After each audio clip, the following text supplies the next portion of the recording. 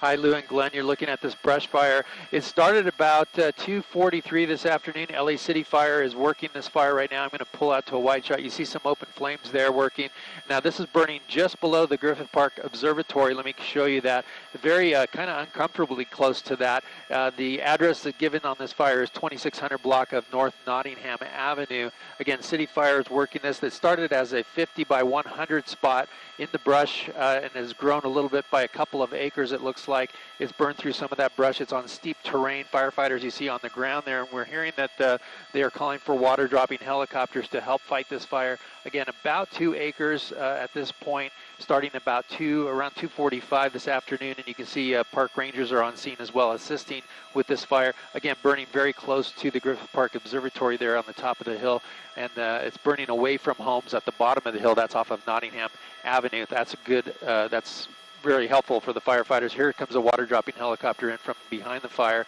It looks like they're going to start hitting that from the air as well. So again, 2 acres here, and still burning though, out of control here in the Griffith Park area. That's the latest overhead in Sky 5.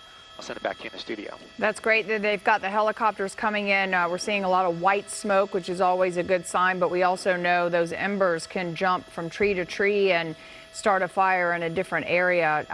Do you think just this one helicopter is going to move into the area, or do you hear more chatter on the radio? So far, Lou, it's only one helicopter at this point. It's circling right now. We're hearing now that there's going to be 4 on scene here. But look at this firefighter real quick. I noticed as you were talking there, he actually slipped and fell while he was trying to fight this fire. That terrain very steep there. You saw the hose go out of control, and now he's getting back on his feet. So definitely a difficult fight for the firefighters on the ground. So those aerial drops will definitely help them.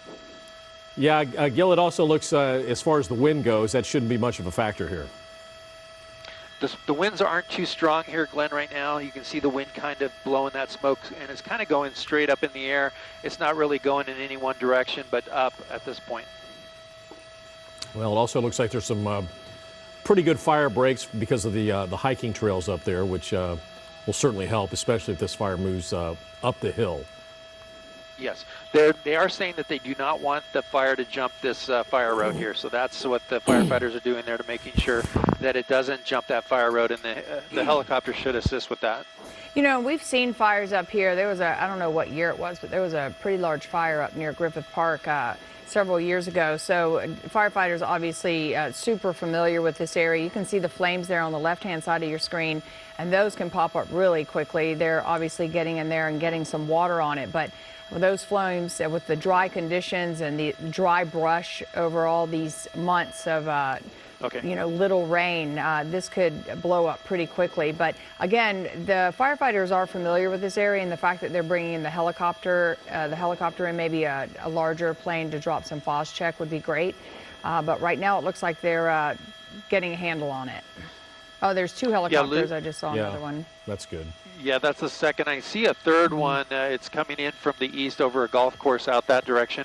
But let me show you up at the top of Griffith Park. You have the assets up there, the observatory, I should say. You see them backing up one of the engines here into the property to make sure that structure is protected that way. But again, good coverage for the fire department right now. But the threat is all that dry brush that's up here. That's a concern, and they do not want it to jump these fire roads. I want to get Casey to jump in here. What kind of weather conditions are they dealing with right now? I mean, we do have breezy conditions. We've seen wind gusts anywhere from 15 to 16 miles an hour. It's not really, as far as the, what am I trying to say? The humidity goes, we're talking about 45%. So it's not really dangerous at this moment. Yes, it's dry brush, but it's not something that would concern us, say, if it started in the Inland Empire with winds burning 40 miles an hour. It's in between 45 and 50% humidity right now. And those gusts, though, I mean, even with the 15 to 16 mile per hour gusts, that could be potentially dangerous. But it's not as hot as it has been as well. 75 degrees outside there right now.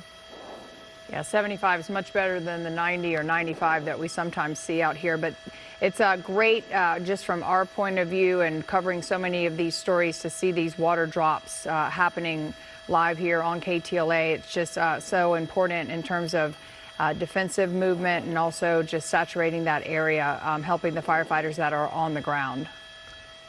Yeah, Gil, how many helicopters have responded to this from what you can see now, just to make it official or unofficial? I'm seeing Yeah, Glenn and Lou, I'm seeing 3 helicopters up here right now. My pilot, David Viskovich, is saying they've ordered a 4th one. That should be on scene momentarily. But I'm going to point out something. David, if we can fly out that direction to the east, there is a spot fire that jumped one of the roads here. Through the smoke we can see it, but we're going to try to get around the smoke a little bit better to see that. That's where that last fire helicopter dropped some water on that side. So it is starting to spread out. That's going to be on the east side of the observatory, still low and below it, but you see that spot there percolating up beyond that fire road and beyond the smoke right there. So that's going to be a spot that they're going to be concerned about, and that can burn right up to the side of the observatory there. You see, let's see what's here. It looks like, yeah, there's more firefighters there watching that spot there. They're going to get in there with their hand tools and fight that fire eventually, but that's one of the concerns, is that the embers will cast down into unburned brush and then start that fire. Here comes an aircraft right now. They're going to probably drop on that same spot. Let's see what happens. They may be targeting another spot, though, down below, a little bit further lower. But that's the concern right now, is the embers getting into the unburned brush in this area. All right, again, this is a brush fire in Griffith Park, just below the Griffith Park Observatory, which, of course, is quite a landmark spot here in Los Angeles. Started about 2:43 this afternoon. We understand there's 3 water-dropping helicopters that have responded, as well as fire crews on the ground, and possibly a 4th helicopter is on the way. There are some homes below where the fire is, the observatory just above. And Lou, you had mentioned that fire, I think that was like in 2007, 2008. That was quite a fire that did a lot of damage up in that area. And matter of fact, the road up to Griffith Park, because of that, was actually closed off for quite some time. Yeah, I definitely remember that. If you're just joining us, it is 3:30. You're watching the KTLA 5 News at 3. I'm Lou Parker along with Glenn Walker. And this fire near the Boy Scout Trail, if you're familiar with the area, a lot of people hike up near Griffith Park. I know, Casey, you bike up in that area as well. And so if you're watching here, that's sort of where it started. And as we all know, too, it's a steep terrain, so it makes it a little difficult for the firefighters getting up there with all their gear.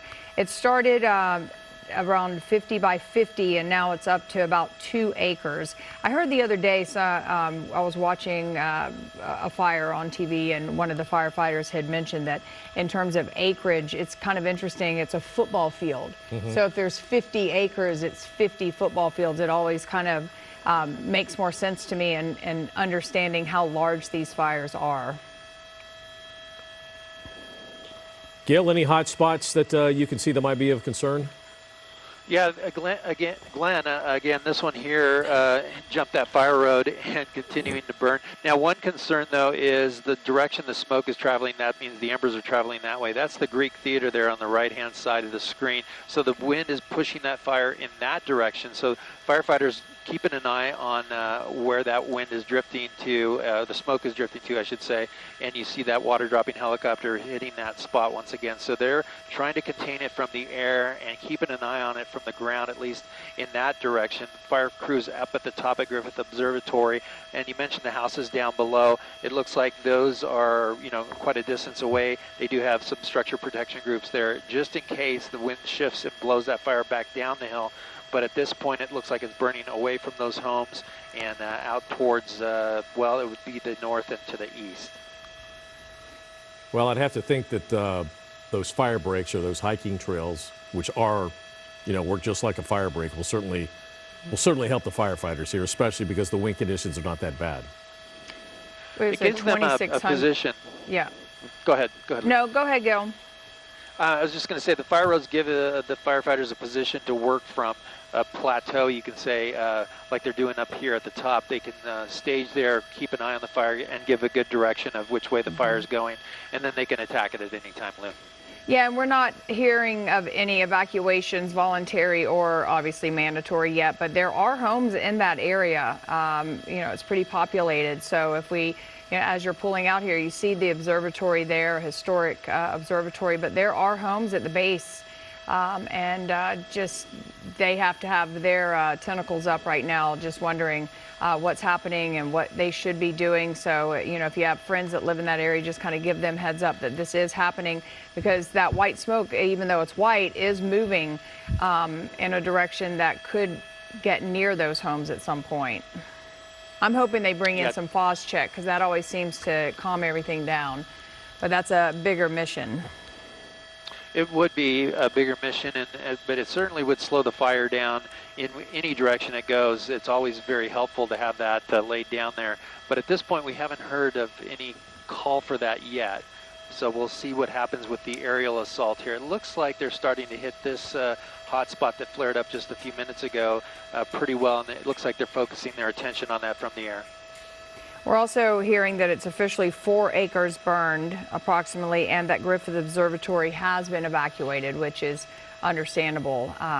It's typically open during the day and then sometimes in the evening, and so that has for sure been evacuated. Especially, you can see some of the firefighters with those units coming in to get prepared to fight any fires that come near the observatory.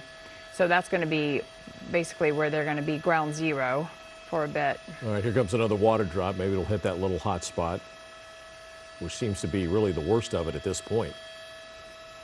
And even if it doesn't hit the spot, it really just kind of cools the area down, puts the wet water onto any of the dry spots there, and helps, assist with the embers that drop into that area. So you're seeing a lot of smoke coming out of there every time they drop. That means they're hitting some of the hot spots there. They're doing a great job on those water drops. So far, it's all LA City Fire that's working this. Sometimes we'll get assistance from the LA County Fire helicopters on a brush fire like this, but at this point it looks like it's all LA City Fire doing the operations from the air. On the ground as well, you got the park rangers out here assisting as they can, and then the hand crews down on the fire itself. Very steep terrain, as you can see there. We did notice that one firefighter taking a small tumble at one point during the fire, but it looks like that person's okay. And you can see the extent of the burn scar here is just kind of moving in a general direction, 4 acres, as you said, Lou. And still that one hot spot there that they're going to focus on, because it seems like that seems to be the focus of their attention from the air, at least. Well, Gil, other than that, it looks like a lot less smoke than we first arrived on the scene.